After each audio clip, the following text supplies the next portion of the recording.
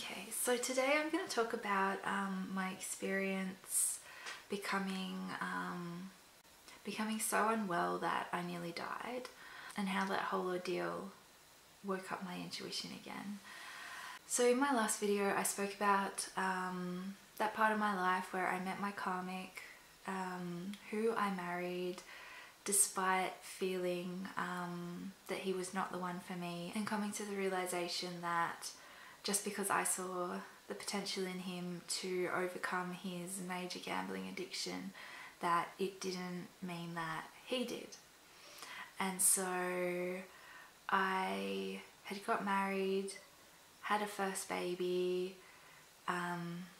given him back control over his finances because I just I was at full capacity dealing with postnatal depression and a new baby. And so we'd been struggling with that. He'd gone back to gambling at times when he was under a lot of stress.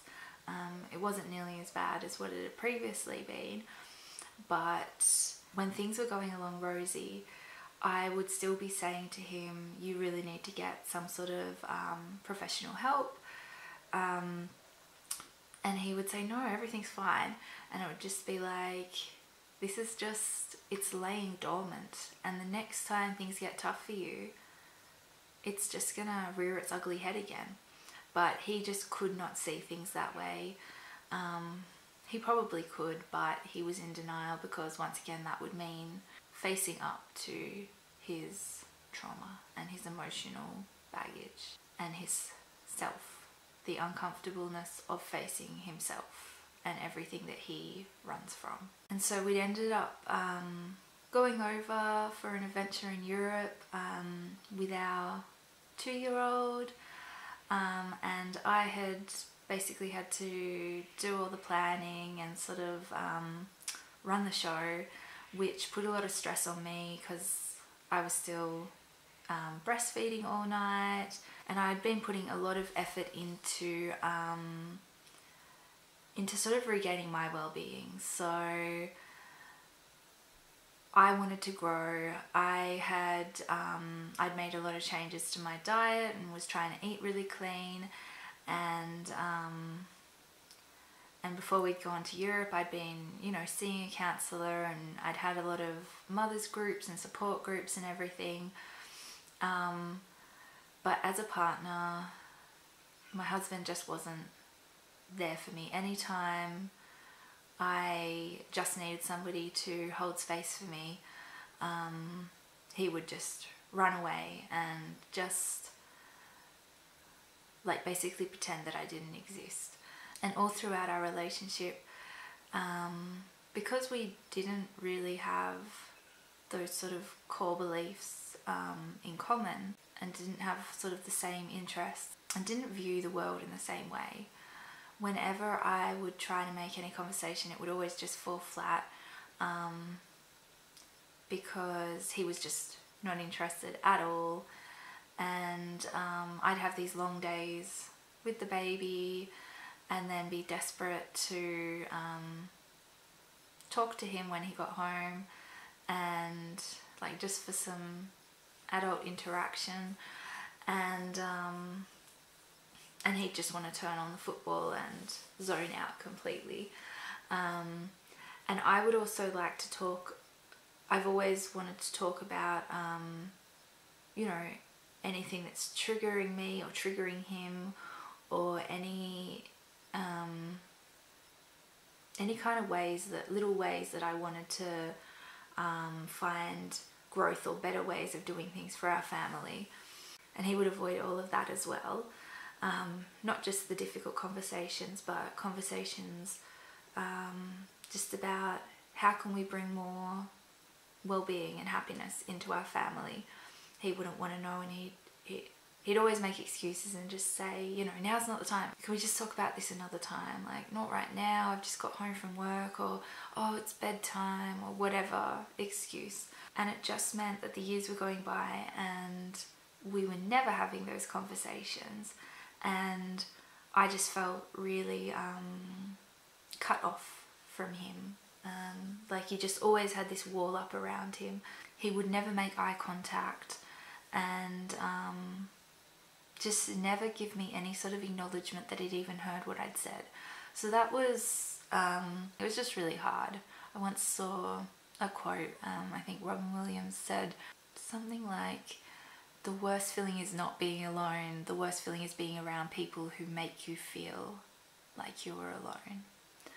And that's what it always felt like, being around him.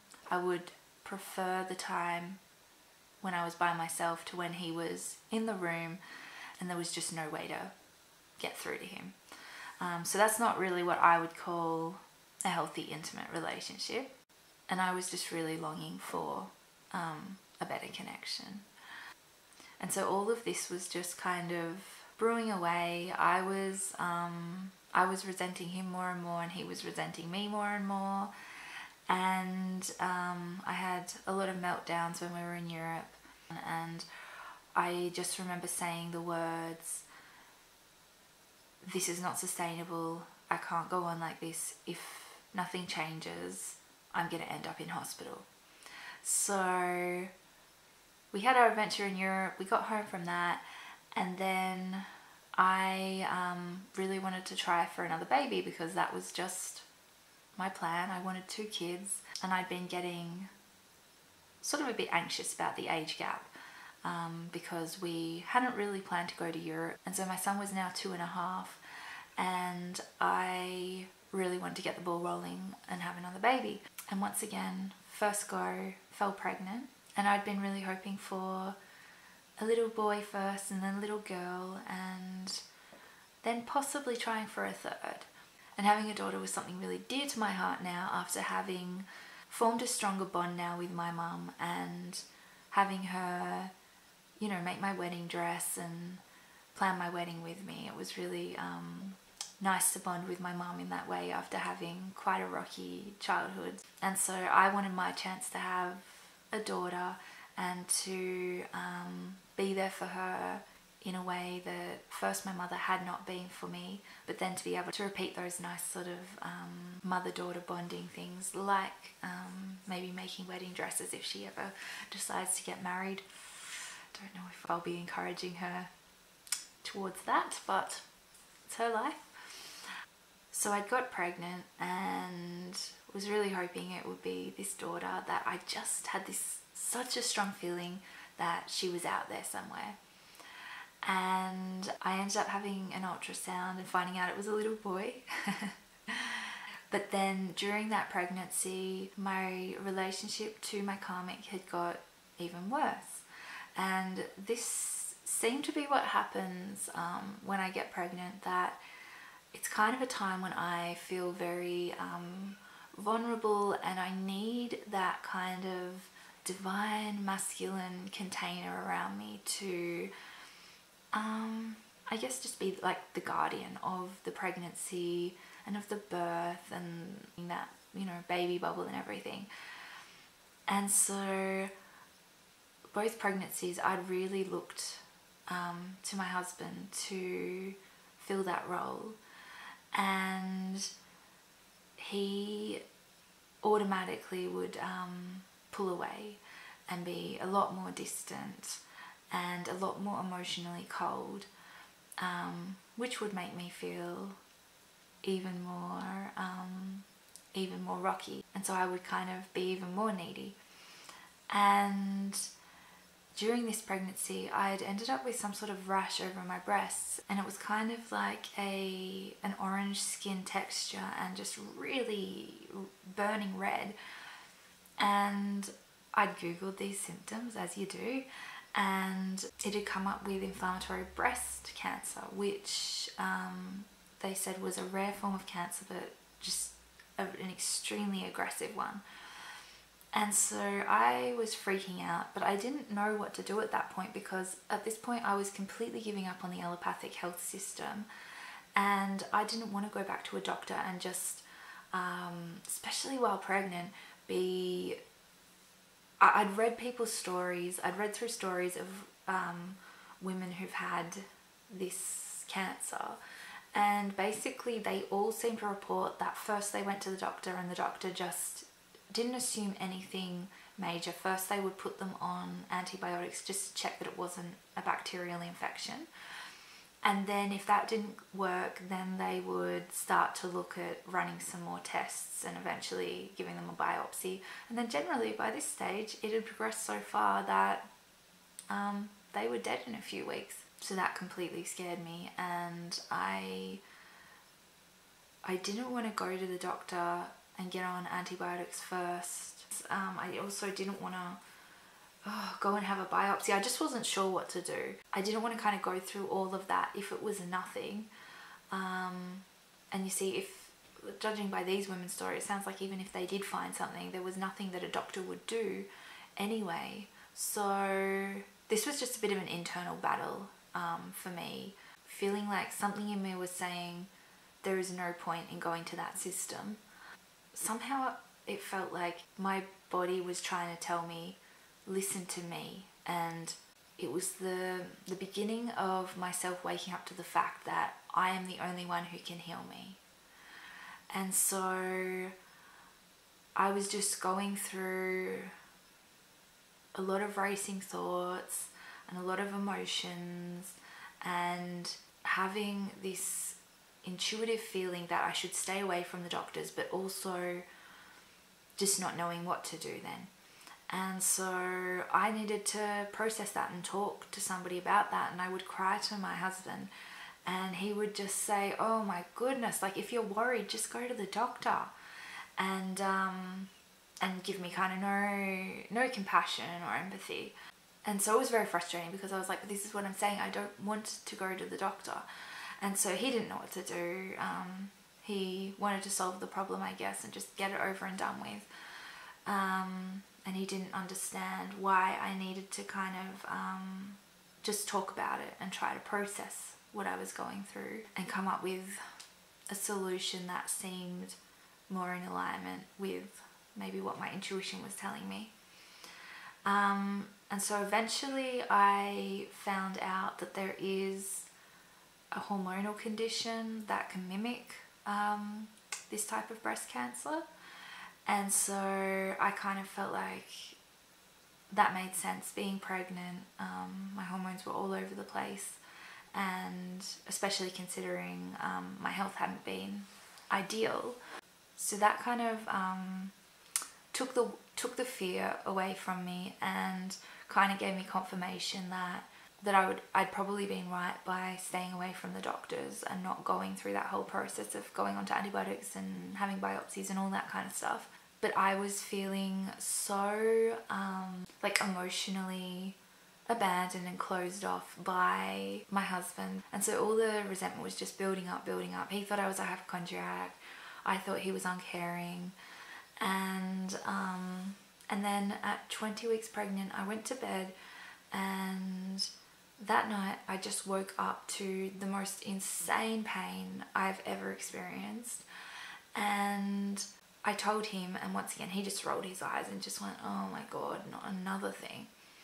And so I got up and I got onto Google and I typed in like tightening around my diaphragm, and it came up with all these results, all for gallstones. And some of the results just happened to say like gallstones in pregnancy, so it was obvious that this was a condition that is common in pregnancy, or more common in pregnancy perhaps.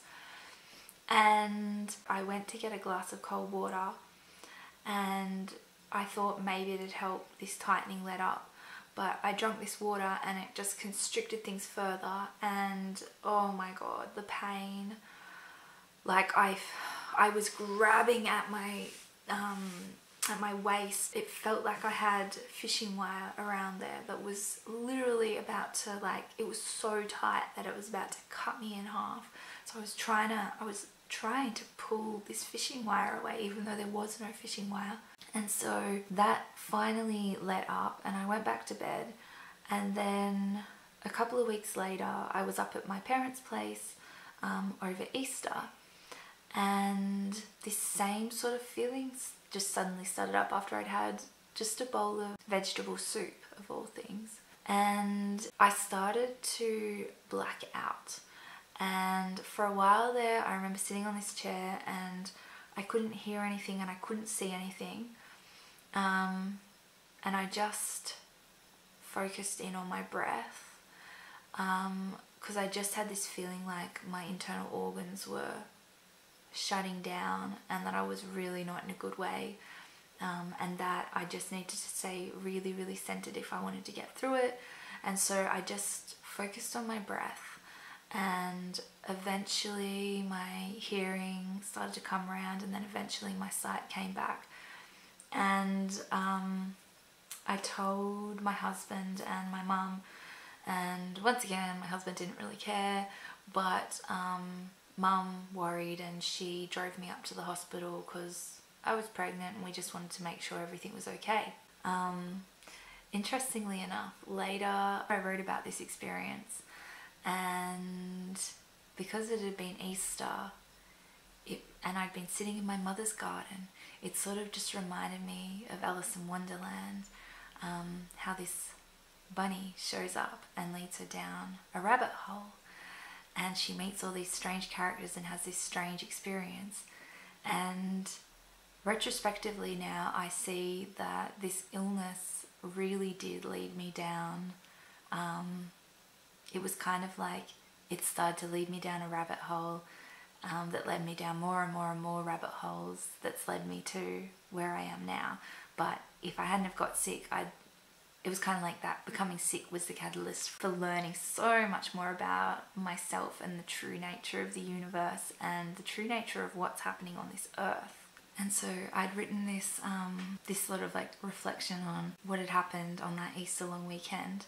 It must have been that pesky Easter bunny that led me down the rabbit hole. I just went up to Lure to enjoy the sunshine and read in Mother's garden with my fluffy kitty cat. But before I knew it, I was in the strange land of Wonderland, aka the hospital, with severe abdominal pain. First, I met the caterpillar, the midwife who had no idea why I was being sent to her. "Who are you?" said the caterpillar. This was not an encouraging opening for our conversation. Alice replied rather shyly, I hardly know, sir. Just at present, at least, I know who I was when I got up this morning, but I think I must have been changed several times since then." "What do you mean by that?" said the caterpillar sternly. "Explain yourself." "I can't explain myself, I'm afraid, sir," said Alice, "because I'm not myself, you see." So she just sent me back to the ER. Next, I must have met the Cheshire cat. The doctor who found gallstones and then sent my blood work off smiled and said it would be ready in half an hour, then disappeared into thin air. 4 hours later, he reappeared explaining that there'd been a delay in getting my blood work to the pathology, but that the results were in, and unfortunately it was bad news: pancreatitis. He organised an ambulance to send me to Nepean Hospital, and while I waited, the Mad Hatter made his entrance. A very drunk young fella who brought a whole tree into emergency with him and deposited soil all around the nurse station. I'm not completely mad. I mean, everyone in the mountains is mad, but don't go calling me completely mad. "You're not mad, you're just quite drunk at the moment," said the nurse. After 2 hours of waiting, I was told that the ambulance company had now transferred me to another company, and that it would be another 2 hours. Then, after another hour, it was revealed that the new company had thought that I needed to be picked up from Narellan rather than Katoomba. "My dear, here we must run as fast as we can just to stay in place, and if you wish to go anywhere, you must run twice as fast as that." Finally, I was picked up by the ambulance and transferred to Nepean Hospital, wheeled in on a stretcher dramatically, and then awkwardly asked to hop off and walk through the ER waiting room to wait to be seen by the surgeon, the Queen of Hearts. "Off with her gallbladder!" When I asked if it was entirely necessary to have the whole organ removed, she gave me an angry lecture about how if I don't educate myself in the dangers of this condition, I would die. Then she stormed off, after telling me to eat and drink as normal. Finally, after a total of 15 hours in emergency, I was admitted and tucked into bed, 5 a.m. The nurse was upset that they hadn't fitted me with a cannula back at emergency at Katoomba, or once I arrived at Nepean, because she said I was supposed to be getting IV fluids, but that she couldn't do one there now. So she placed 3 glasses of water by my bed with a note that read, "Drink me." At 6 a.m, the nurses turned on all the lights and announced, "Good morning, everyone." And the breakfast lady wheeled me in a bowl of Weet-Bix and a note that said, "Eat me." After not eating anything other than a piece of fish that my mum had bought me in at 10 p.m. the night before, I ate my Weet-Bix. "No," said the nurse, "you're not allowed to eat anything by mouth. No food, no water. Nil by mouth for 6 hours before your ultrasound. Now you'll have to wait again." Next, I met Tweedledee and Tweedledum, 2 lovely members of the surgical team who explained that my condition was very mild and that I could just get my ultrasound and then be discharged. And that was that. Curiouser and curiouser. But yeah, so basically during that trip when they found pancreatitis, they'd tested my blood and they'd found there should be no more than 100 units of this particular digestive enzyme that your pancreas makes out in your blood. It really should stay in the pancreas. The pancreas and the stomach are the only safe places in the body that that digestive enzyme can be. And so when they tested my blood at the first hospital, they found that I was up at 4,000 units of this particular digestive enzyme in my blood.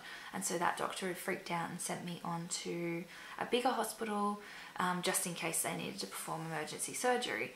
But then once I got there, the surgeons there said, "Oh, look, people have died at that amount, but you seem to be going okay, and basically we don't tend to worry until you're up around 20,000 units, then that's serious and you're gonna need emergency surgery." And then they said, and some people even end up at like 30,000 or 40,000 even units, but they were like, that then you're in ICU or you're dead. And so they said, "Look, at 4,000, we'll run one more blood, just check that it's coming down, but then you should be able to go home." But they also said that because there were stones in my gallbladder, they were going to keep moving and blocking these ducts and causing my pancreas to become swelled up with this digestive enzyme, which then would apparently leak into my bloodstream. And so they said that the problem wasn't gone and I was just going to have to monitor it very, very carefully during the pregnancy. And they basically said each time I would have an attack, the pancreatitis would get worse, and that generally there was like basically a 1 in 5 chance of me dying each time I would get acute pancreatitis, and also a 1 in 5 chance separate full bulb of dying. And so I left and I was really shaken up by that, but very determined that there had to be something I could do naturally to reverse this condition. And I really didn't want to lose my gallbladder. I knew about the importance of fat in the human body and all the fat soluble vitamins, and so to me, I didn't believe them for a second when they said that removing your gallbladder has no impact on your health at all, or your body or your digestion, because I know that it is a place for the body to concentrate bile and enzymes, and to also actually neutralize a certain toxin within that bile. So once your gallbladder is removed, then your liver just drips this not very potent bile that's actually quite a toxic bile just straight into your stomach all the time. And so rather than having it concentrate in the gallbladder and then release just when you eat a fatty meal, it's just dripping like a leaking tap all the time, which isn't good for the stomach, and it does impair your fat digestion considerably. So I was very determined that there had to be another way, and because I'd been learning about nutrition and seen the changes, radical changes in my health just from something so simple as taking sugar out of my diet, or refined sugar out of my diet, I began to search for some answers. And I was reading and reading and reading, and I went up to a local acupuncturist. And interestingly, before I went in there, I just kept coming back to this thought that this illness was to do with the resentment that I was feeling for my husband, but that it was really rooted more so in my abandonment issues and my anger for my parents from my childhood. But I hadn't really ever heard people connect emotional issues with physical ailments, because I'd only ever just gone along to an allopathic doctor who wouldn't even bring that into the equation. And so this was the first time kind of going, I guess, to an alternative modality. And when I walked in and told this acupuncturist that the issue was gallstones, the first thing she said, hardened emotions.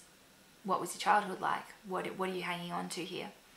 And I was just like, oh my God, she knows. Oh, yes, okay. And I know, I knew it.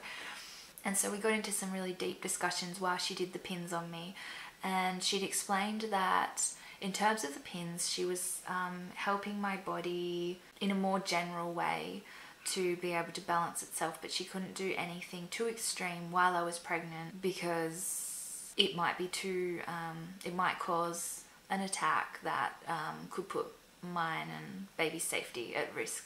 So she said normally she would be giving certain herbs and doing more specific pins, but it was just too delicate a situation to go doing that. So she helped me more with pins to do with emotions and trauma. And she just kept saying to me, you just need to start putting it out to the universe, what you need. Like, your needs are not getting met, and you can put it out there and it will come. And she said, and you've got to start listening to yourself. You got to start listening to what's in here. So I started putting it out there that I would meet more inspiring women just like her, and that I would get connected back into my inner knowing and my intuition and my spirit. And then my midwife started up this incredible group, like a home birth meetup, and they were just mind-blowingly inspiring. Just all these intelligent, strong-willed, spirited women who were all just walking away from the system and just reclaiming their power and birthing their babies at home. And hearing the stories of these women and the passion in these women, and just how much they knew their stuff, and how damaging the mainstream maternity system is, that how deceived we all are, that that's the only way to do things, and that's a healthy way for a woman to experience birth. And so it was kind of like, I did feel like the universe was already starting to bring me in the experiences that I need and the connections that I needed, the women, the group of women around me that I needed. And so from then on out, I ended up having 22 gallstone attacks. And so each time they would happen in little groups of 3. And they would always happen when I was more stressed. Like if my in-laws showed up, I would always end up having attacks. And each time the pain of the pancreatitis would get worse and it would take me longer to recover. But I was still determined that if I could get through the pregnancy, then I could perhaps start to take some herbs and do some stronger acupuncture and just find ways to naturally dissolve and remove the gallstones. But yet it was always like, I did know that it was a very real risk that I could die at any time from going into one of these attacks. And I would have really bad ones where I would start to black out, and I would quickly tell my husband, like this would often be in the night, and I would say, look, I don't really want to go to the hospital, but can you just monitor me, because I don't know if I'm going to be okay. I'm starting to lose my vision, lose my hearing. Can you just make sure that I actually wake up, and if I don't, yeah, call the ambulance. And so I would go into this blacked out state, but I would still be conscious. but it would take everything that I had. Like, I had to just focus on my breath, and I had this knowing that I would be okay as long as I was completely present. And so I just had to do nothing but focus on that feeling of that life force staying in my body, and just centering myself with my breath and keeping my breathing very calm, and ensuring that there was not even a hint of doubt within me. And then eventually I would come out the other side, and I would look over and my husband would just be asleep. So he never looked out for me, and that, it broke my heart. It absolutely broke my heart, because I just felt like I had been there for him at his absolute lowest, and everybody had said, just walk away. Like, you can't stay with a gambling addict. And I chose to stick by him, and I gave him like every last cent I'd ever earned, and had nothing but compassion for him. And then he couldn't help himself, and so if you can't help yourself, you can't help others, I guess. And so at this point I just absolutely hit my lowest, and my life was in danger, and it was terrifying. Like, it was terrifying. Also having an almost 3-year-old son who, I didn't want him to lose his mum, and I didn't want this baby to die or be left without a mum as well. And to just have him roll his eyes at this whole situation. Every time I went to hospital, he didn't come. If he dropped me off, it was like, at one point I had avoided the hospital as much as I could, but at one point I woke up with some spotting, and so I was like, nah, we better go in and just check that the baby's okay at least. And he just dropped me off and went, oh well, like, let me know. And that was it. He didn't sit there. And every nurse that came to see me said, have you got a partner? And it was the weekend, and I said, yeah. And they're like, oh, is he working? Like, could he not take time off work to come and be with you? And I would just be like, no, he's not even working. He just went home. I don't know. And so they would be kind of shocked at that this woman who's quite heavily pregnant, and you know, they'd run my blood work and just go, you are really, really, really sick. And say, like, who's taking care of you? Is anybody taking care of you? And just be like, no, he's around, but he just doesn't believe me. So basically at that point I just lost all respect for him, and I just completely fell out of love with him. It was like, that was when he just no longer had my heart.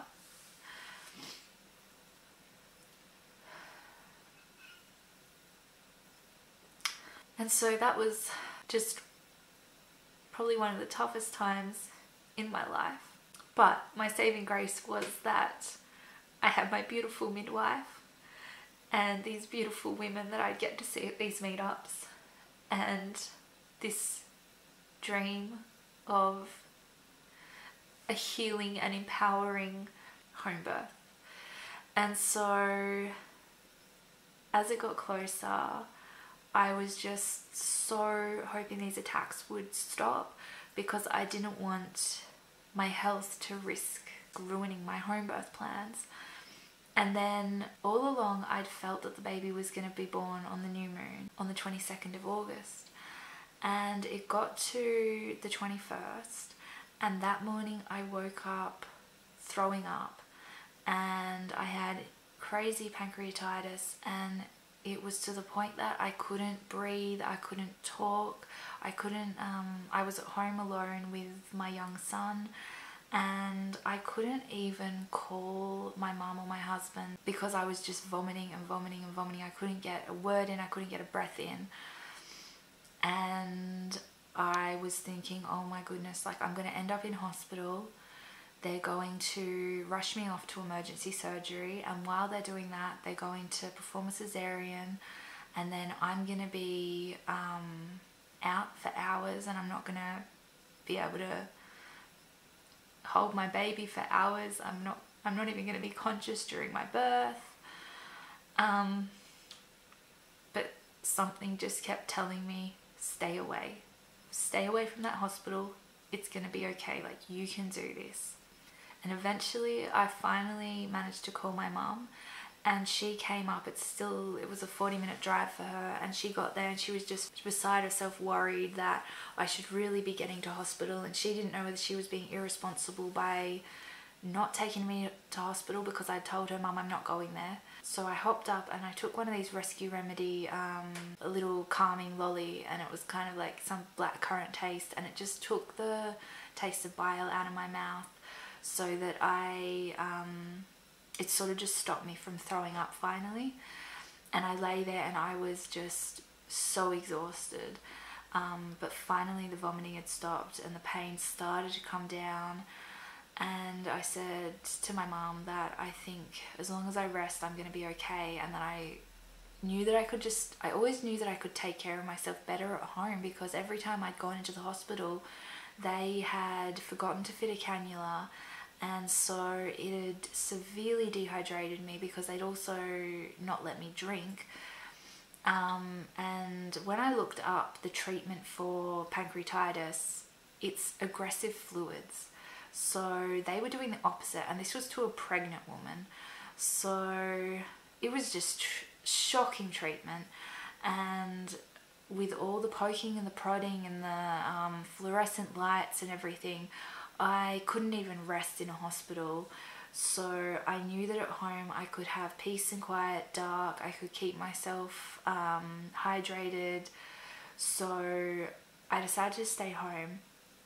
And then that evening, as I was going to bed, I was just so tired, and I was just like, oh, I need a really good night's sleep tonight. And then before I turned off the light, I laughed and said to my husband, this is the night that I said that I was going to have the baby. This is the night I predicted that I'm going to have the baby. And I was like, well, that clearly isn't happening because I'm way too exhausted, way too unwell. And so I switched off the light, rolled over, closed my eyes, and just before I went to sleep, I felt a contraction. And I just lay there and went, no. No, not tonight.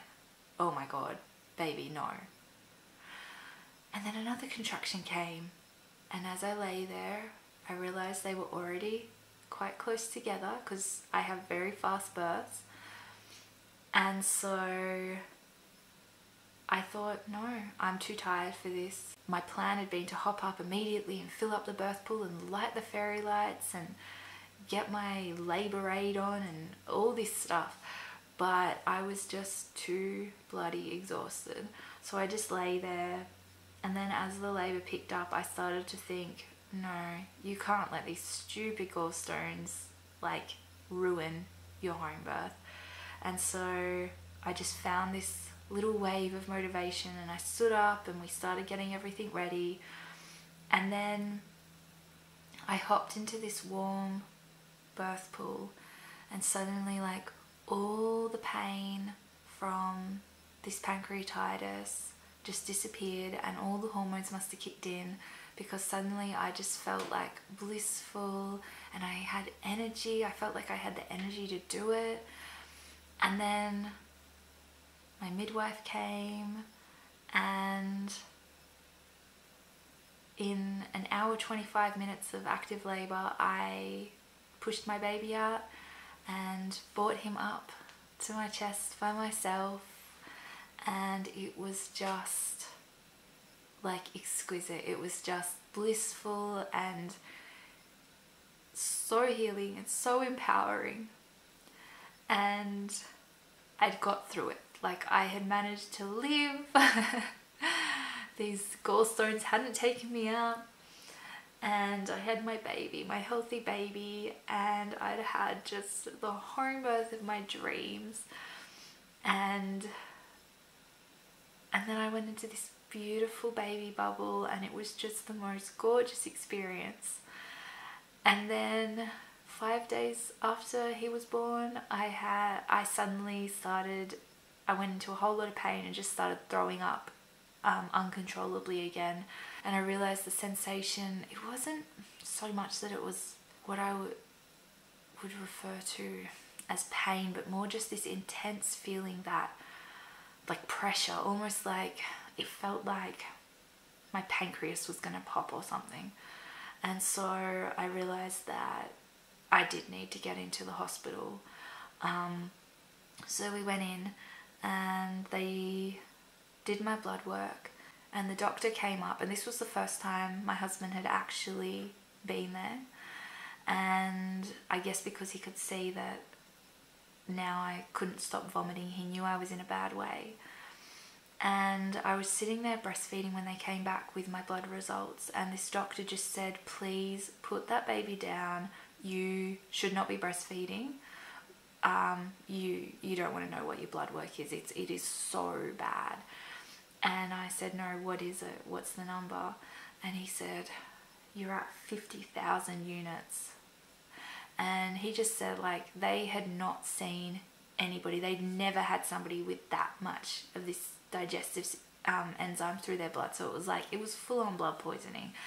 And he said, we don't know how you're actually alive, let alone breastfeeding. And he's like, please, please, please, like, put the baby down, stop and just take care of yourself. You should be dead.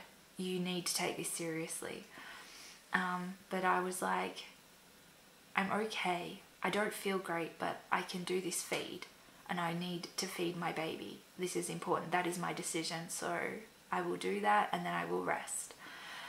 And so then there was this whole awful situation where they were going to separate me and the baby, because the baby wasn't allowed in the acute surgery ward or something. And I was devastated. Like, I was just, that was completely terrifying and devastating to think that I would be separated from my newborn. But as they start wheeling me over, this man got some little message, the man who was wheeling me over, and then he said, oh, you're gonna be happy. And he wheeled me over to the postnatal ward, and it turned out just at that moment they'd managed to find a bed for me. And oh my goodness, I'd never been happier.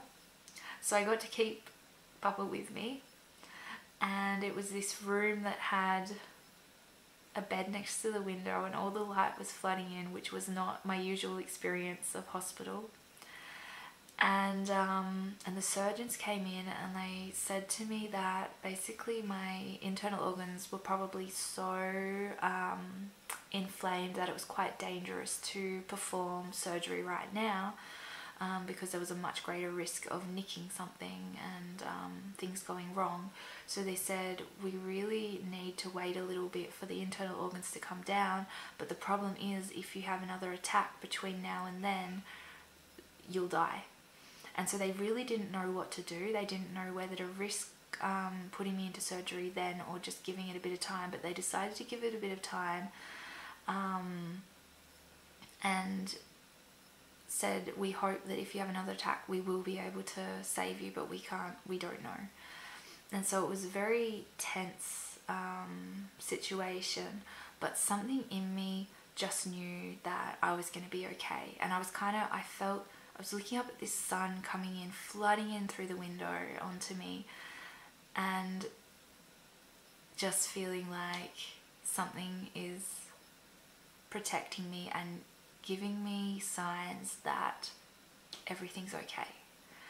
And so even though I knew my attacks came in groups of 3 and that really I was due for another attack any moment, I just sat there feeling really, really calm and just total faith that I wasn't going to have another attack and that this was going to be okay. And so I managed a couple of days, I think it was a day that we waited, and no attack came, and then they wheeled me off to surgery and took the poor old gallbladder out, which wasn't, you know, my ideal outcome. I really would have liked to have been able to save my gallbladder, but because of the delicateness of the whole situation of having been pregnant up until that point, there wasn't much I could do. I was now in a position where I should have been dead, so I was so lucky to have survived that. And then the recovery went really well, and they discharged me after like a day or something, and I just went back into my beautiful, peaceful, happy, calm baby bubble. And the strange thing was, I just remember sitting in my backyard the day after I got discharged, and I was sitting with the baby and he was asleep, and I had a warm tea, and I was just watching the bees sort of dance in and out of these tulips, because after this long hard winter it was finally spring, and it was like, oh my god, everything's gonna be okay now. But I had this really bizarre sensation all of a sudden, like I felt like I was dreaming all of a sudden. Everything sort of just went a bit surreal, and I kind of almost couldn't quite put my finger on it, but I realized that I was feeling as if this weird sensation that I had actually died, and that somehow it was like my consciousness or my soul or something had jumped out of that timeline into a timeline where I'd survived. And it was the weirdest feeling, and it hung around for another 3 or 4 months. I couldn't kind of shake it. I just kept having this weird feeling that's like almost like I could sense, like in another timeline there was a funeral being held, and yeah, it was strange.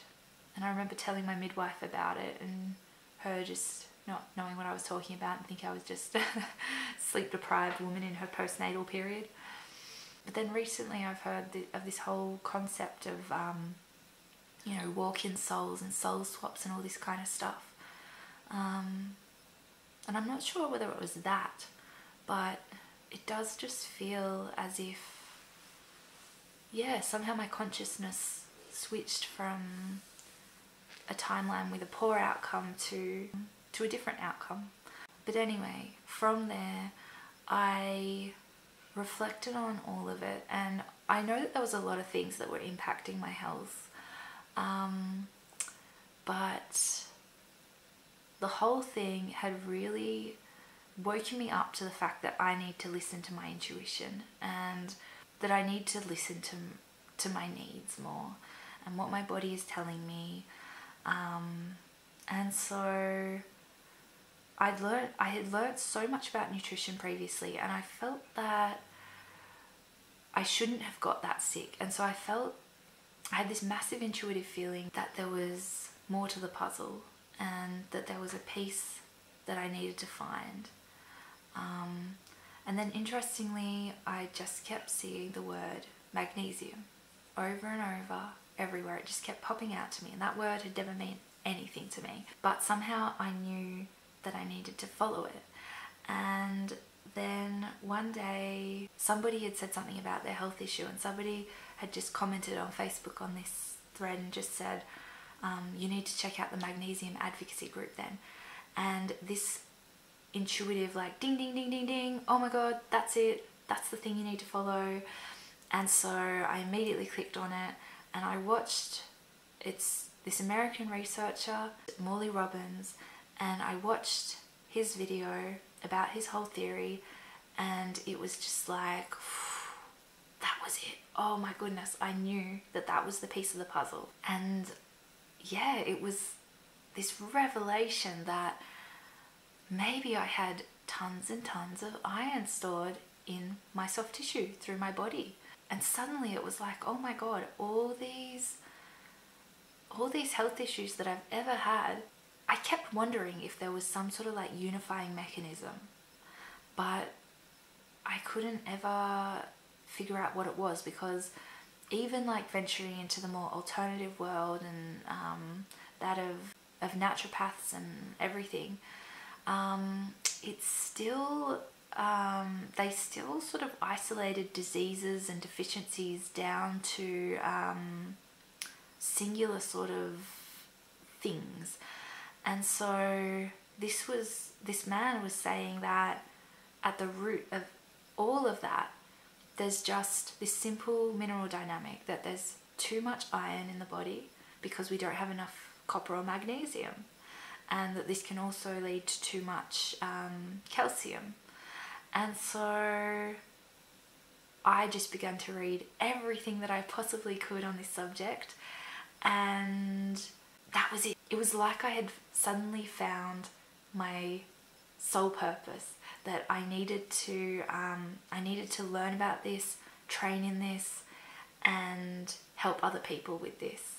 And so I ended up contacting the team. I had no idea how I would manage this because I have small children. I didn't know how I was going to train. I thought they probably have some prerequisites where I needed to have studied medicine or something. But I wrote to them and they're like, nope, anybody is welcome. It's actually better if you don't have that training, because this is a case of like, forget everything you've ever known and learn the truth. And so they said that Morley was actually coming to Australia in, I think it was like a couple of weeks away or something. And at that point I'd planned a trip up north to actually where he was visiting, and I didn't know how we were going, like the timing didn't line up. And it was just like, no, how could it be that close but that far away, like this opportunity. And so I ended up managing to make it work, and my husband and I and the 2 kids drove 9 hours up north so that I could do this training, and it was just insane. But watching these other naturopaths and midwives and different people with a more allopathic or like mainstream sort of training, to watch them have to have their core beliefs shaken and destroyed, and then for them to come through that and go, oh my goodness, this is the truth, it's that simple, and that the main thing that disrupts these minerals is emotions, where we are not in alignment with our true self, and just about becoming like the freest expression of ourselves within this mad, poisonous, toxic modern world that we find ourselves in. And so from there I knew that I wanted to explore the whole emotional side, because like such an important part of mineral balancing is to release trauma and release like alter our stress perceptions. And so I knew that I also wanted to follow that up more. And I started, once I'd come back from my training, I started working with an EFT practitioner to start releasing a whole lot of my trauma. And I had been with my karmic now for my husband since we started our relationship. It had now been something like 8 years or something of being with him and not being able to get him to get into therapy or anything. And after I'd had my whole pancreatitis, near-death sort of experience, I had started saving up in my own kind of ways, like putting aside money. I had a goal of saving up $3,000 to spend on more acupuncture and different herbs, and like going to a magnesium float center and just different things for my health. And just as I had hit my goal of $3,000 and was going to start doing some like sort of wellness therapies, he had a really stressful day at work and went to gamble, and over the course of 2 nights he put $3,000 exactly into these poker machines, and everything was just very traumatic there. I remember those nights. I had no idea whether he was alive, whether he'd been in a crash, or whether he was away gambling, and I was still trying to recover after being extremely sick and going through major surgery and birth, having a second baby, and he just didn't show up and on these evenings. And I remember getting the kids off to bed, and then getting up and having to call the police to say I don't know whether there's a way to investigate if he's been in an accident or something. And then they told me I just needed to call around all the different hospitals I could think of. And so that was just, it was so traumatic. And once again, I just knew that I couldn't keep being responsible in this way for this man if he wasn't going to go and seek help. And so I'd started this EFT, and so I booked him in, and I just kind of forced him into a room with this computer, hooked up, you know, on this online session with this EFT lady, and miraculously he did it. And he's actually not had a gambling relapse since then, but it was like they worked on the gambling, but then after that, he sorted that out, and he still holds so much anger inside him, and he still doesn't ever want to talk about his emotions or the kids' emotions or anything. And that was kind of as far as I could get in terms of getting him to get help. But thankfully it did stop the gambling. But yeah, so from there I started up my business, and I just, Morley Robbins had opened me up to the world of Bruce Lipton and the biology of belief, and I was fascinated by the idea of releasing trauma.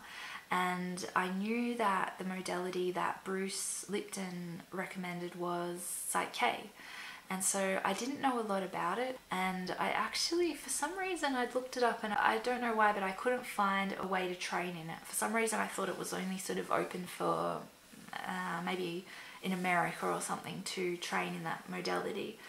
But I sort of put it out there to the universe that I would find somebody who would offer the training in Australia, or online or something. But I was starting up my business and just trying to work out the best way to get it up and running and sort of get myself out there and market it. And when I started looking into the whole world of business marketing, it all just to me seemed like this very false world of I don't know, mind games or something, and manipulation. And it just did not seem to sit well with me. It just felt completely out of alignment, and I felt like there had to be some other way to connect with people that wasn't through sort of learning the manipulative games of marketing. And then that was when I was led on to the incredible psychic business coach, a lady called Ari Carla. And so I'll talk about adventures with Ari Carla in my next video, and how that was kind of like the floodgates really opening on bringing back in all the intuitive and psychic stuff, and just the magic and the metaphysical, paranormal, all of that stuff. So until next time. What's girl like me to do when she can't get anything from you? Hey, it's coming around again.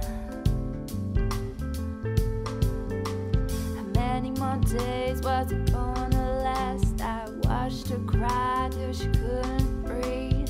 Pain filling her all. Loved and now she doesn't love him anymore.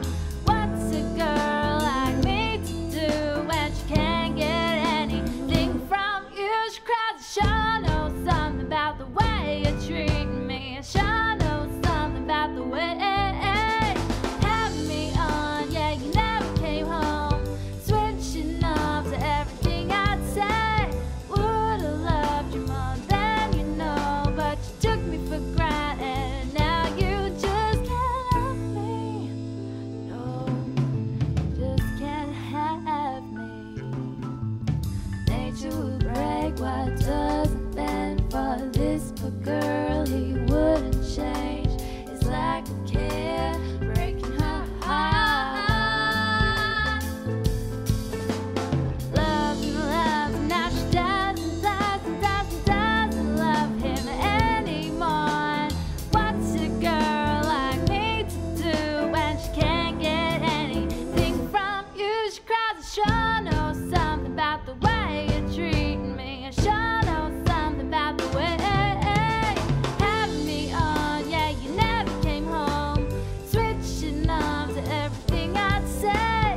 Would've loved you more than you know, but you took me for granted. Now you just can't have me. She always tried to believe the things that he said, hoping so hard one day he'd surprise her. But it only made it so much worse, cutting her deeper and deeper. Every night he'd be